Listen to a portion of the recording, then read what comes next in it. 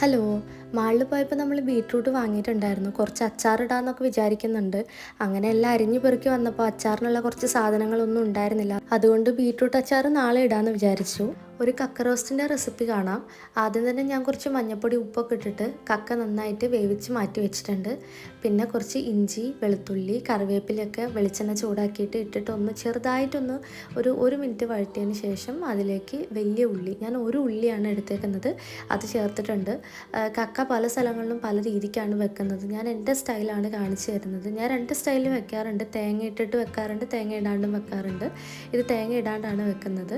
അങ്ങനെ ഉള്ളി എല്ലാം ഒന്ന് വാടി കഴിയുമ്പോൾ അതിലേക്ക് മഞ്ഞൾപ്പൊടി, മുളക് പൊടി, പിന്നെ 2 സ്പൂണ് ചിക്കൻ മസാല, അതുപോലെ തന്നെ ഒരു 1/4 സ്പൂണ് ഗരം മസാലയും കൂടി ഇട്ട് കൊടുത്തിട്ട് നന്നായിട്ടൊന്ന് ചൂടാക്കി എടുക്കുക.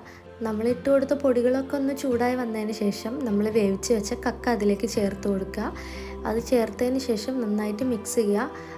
ആദ്യം നമ്മൾ മിക്സ് ചെയ്യുന്ന സമയത്ത് ഇങ്ങനെ ഒരു യെല്ലോ കളറിലൊക്കെ ആയിരിക്കും ഉണ്ടാവുക. അപ്പോൾ നമ്മൾ മിക്സ് ചെയ്ത് മസാലയൊക്കെ ഇതിൽ പിടിക്കുമ്പോൾ അതിൻ്റെ കളറൊക്കെ അത്യാവശ്യം മാറി വരും. അപ്പം വെളിച്ചെണ്ണയൊക്കെ കുറവായി തോന്നുന്നുണ്ടെങ്കിൽ നിങ്ങൾക്ക് എണ്ണ ചേർക്കാവുന്നതാണ്. ഞാനിപ്പോൾ എണ്ണയൊന്നും ചേർക്കുന്നില്ല. കുറച്ച് കഴിഞ്ഞിട്ട് ഞാൻ ഒരു 2 മിനിറ്റ് അടച്ച് വെച്ചും കൂടെ വേവിച്ചിട്ട് ഞാൻ നന്നായിട്ട് ഇളക്കി എടുക്കുന്നുണ്ട്. കക്ക ഓൾറെഡി വെന്തതായതുകൊണ്ട് ഒരുപാട് വേവിൻ്റെ ആവശ്യമില്ല. മസാലയൊക്കെ ഒന്ന് കക്കയിൽ പിടിച്ചാൽ മതി. അങ്ങനെ നമ്മുടെ കക്ക റോസ്റ്റ് ഇവിടെ റെഡി ആയിട്ടുണ്ട്.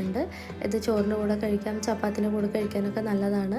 നിങ്ങൾക്ക് ഈ കക്ക റോസ്റ്റ് ഉണ്ടാക്കുന്ന സമയത്ത് പച്ചമുളക് ചേർക്കാം, വേണമെന്നുള്ളവർക്ക് തക്കാളിയൊക്കെ ചേർക്കാം. ഞാനതൊന്നും ചേർത്തിട്ടില്ല. അപ്പോൾ അത്രയേ ഉള്ളൂ. അടുത്ത വീഡിയോയിൽ കാണാം.